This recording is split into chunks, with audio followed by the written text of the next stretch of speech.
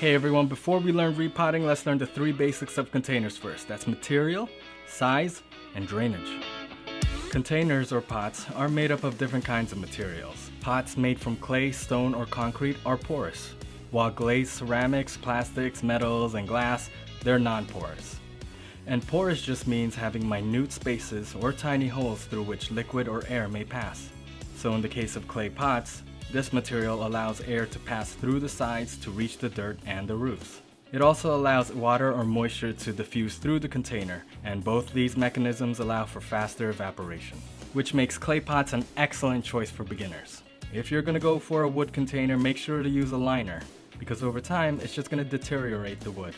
Keep metal and stone containers away from heat sources or direct sunlight. These two materials have a tendency to absorb a lot more heat and will cook your soil and your roots. But to fix that, just add a buffer, like plastic, and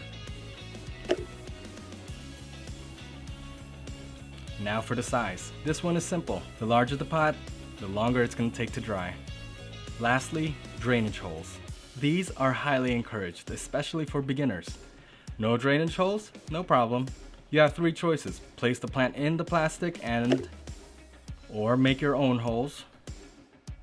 But I'm not gonna do that here. Check out these videos from Laura from Garden Answers. She makes it super easy and it's extremely fun to watch, and it's a great skill to have. She made 3 of them, one for ceramics, one for metal, and one for glass. And finally, you can pot up a plant in a drainageless pot. But I'll show you guys that in a different episode. So now we can talk about repotting. Repotting is simply placing your plant into a new container and or soil. And we do this for a number of reasons. We'll switch out containers to put the plant into something bigger, or because we want something nicer to look at. The main reason to size up is because the plant became pot bound or root bound.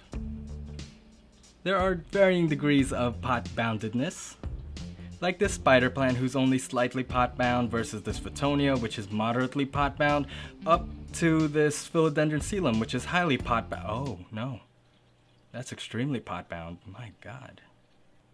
Yeah, so here's some signs that your plant may be pot bound. If you find that your soil is drying out way too fast, even after a good soaking, because there's more roots than dirt in the pot. Another sign is where there was once fast growth has been replaced with slowed growth, even though all the other conditions stay the same and are ideal. And some visual signs include roots coming out through the drainage hole, or your plant is pushing itself up and out of the pot. One reason to change the soil is to change its composition to something better or something more suitable. And another reason is you want to discard of it entirely because of a pest infestation.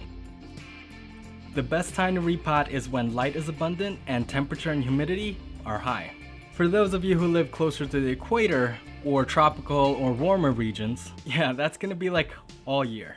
For those of us who live farther from the equator or live in colder regions, then that'll be during the spring and summer months. But of course, these conditions can be achieved through artificial means too. So now let's get to why you clicked this video in the first place. Let's learn how to repot. Step 1.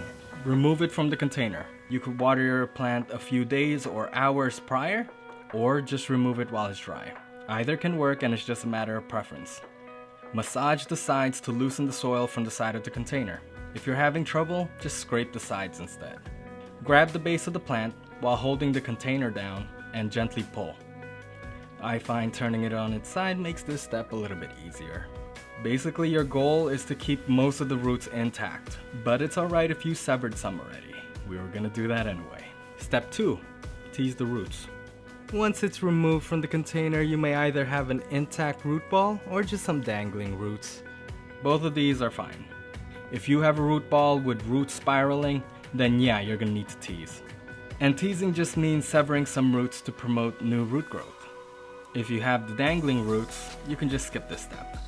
Step 3, place it into the new container. Some people recommend lining the bottom of your pot with rocks or stone or broken pieces of clay to prevent clogging. But between you and me, rocks, clay, nothing, yeah, your pot will still have a tendency to clog sometimes. If that happens, just take something skinny and just put it up the drainage hole and it'll flow out. Some soil will flow out too, but at least your plant isn't sitting in water. So whatever you choose, place a layer of soil at the bottom. Next, measure out where you want your plant to be, making sure that the soil level is where it was originally. For this Dieffenbachia, it was here. Also, make sure to leave enough space between the lip of the container and the soil. This is to prevent water just spilling off the side when you go to water your plant. Now add or remove as much soil as you need to get the plant to stand freely on its own. Here's some helpful tips. Shake the pot, shake the plant, shake both at the same time, up and down, side to side. This will help the soil particles get into those empty spaces. Step 4, give the plant a thorough shower. This will eliminate even more air pockets and ensure the soil particles are close as possible to the roots. And step 5, if possible, if you have enough, remove some foliage to help your plant devote more energy to root development. Repotting is very easy, and it's a necessity for the health of your plant. Imagine being the one stuck inside the same container day in and day out. Those days turn into months, which turn into years. You circle the pot again and again until you forget what it was like to actually grow free. You see other containers and want to make a change, but you're afraid.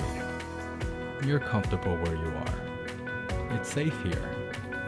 You don't want to sever any roots because there's no guarantee that you'll even make it. But could you imagine the heights that you'll reach if you do?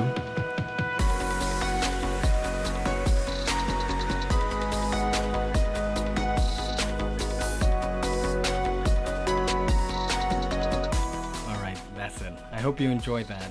And if you want me to keep creating more videos, please leave a like, a comment, and please subscribe. Alright, cool. Thanks. I'll see you guys in the next one.